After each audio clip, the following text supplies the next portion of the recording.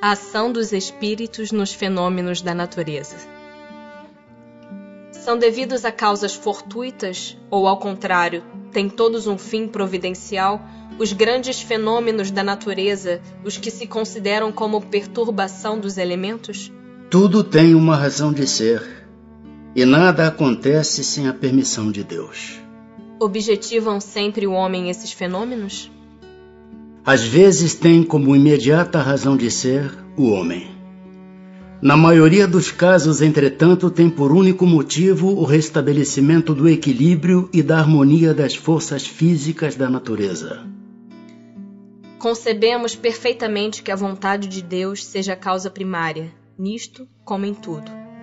Porém, sabendo que os espíritos exercem ação sobre a matéria e que são os agentes da vontade de Deus, perguntamos se alguns dentre eles não exercerão certa influência sobre os elementos para os agitar, acalmar ou dirigir. Mas, evidentemente, nem poderia ser de outro modo. Deus não exerce ação direta sobre a matéria. Ele encontra agentes dedicados em todos os graus da escala dos mundos.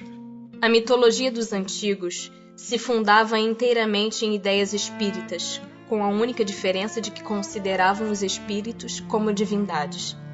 Representavam esses deuses ou esses espíritos com atribuições especiais. Assim, uns eram encarregados dos ventos, outros do raio, outros de presidir ao fenômeno da vegetação e etc. Semelhante crença é totalmente destituída de fundamento? Tampouco destituída é de fundamento, que ainda está muito aquém da verdade. Poderá então haver espíritos que habitem o interior da Terra e presidam aos fenômenos geológicos? Tais espíritos não habitam positivamente a Terra. Presidem aos fenômenos e os dirigem de acordo com as atribuições que têm. Dia virá em que recebereis a explicação de todos esses fenômenos e os compreendereis melhor. Formam categoria especial no mundo espírita os espíritos que presidem aos fenômenos da natureza? Serão seres à parte ou espíritos que foram encarnados como nós? Que foram ou que o serão. Pertencem esses espíritos às ordens superiores ou às inferiores da hierarquia espírita? Isso é conforme seja mais ou menos material, mais ou menos inteligente o papel que desempenhem. Uns mandam, outros executam. Os que executam coisas materiais são sempre de ordem inferior, assim entre os espíritos como entre os homens. A produção de certos fenômenos, das tempestades, por exemplo, é obra de um só espírito ou muitos se reúnem formando grandes massas para produzi-los? Reúnem-se em massas inumeráveis. Os espíritos que exercem ação nos fenômenos da natureza operam com conhecimento de causa, usando do livre-arbítrio, ou por efeito de instintivo ou irrefletido impulso? Uns sim, outros não. Estabeleçamos uma comparação.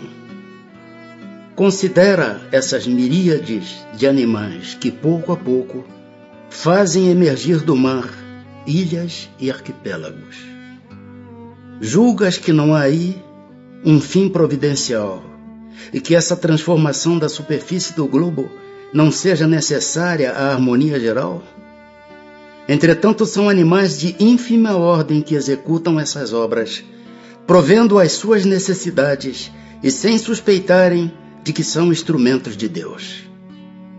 Pois bem, do mesmo modo os espíritos mais atrasados oferecem utilidade ao conjunto, enquanto se ensaiam para a vida, antes que tenham plena consciência de seus atos e estejam no gozo pleno do livre-arbítrio, atuam em certos fenômenos de que inconscientemente se constituem os agentes. Primeiramente executam. Mais tarde, quando suas inteligências já houverem alcançado um certo desenvolvimento, ordenarão e dirigirão as coisas do mundo material. Depois poderão dirigir as do mundo moral.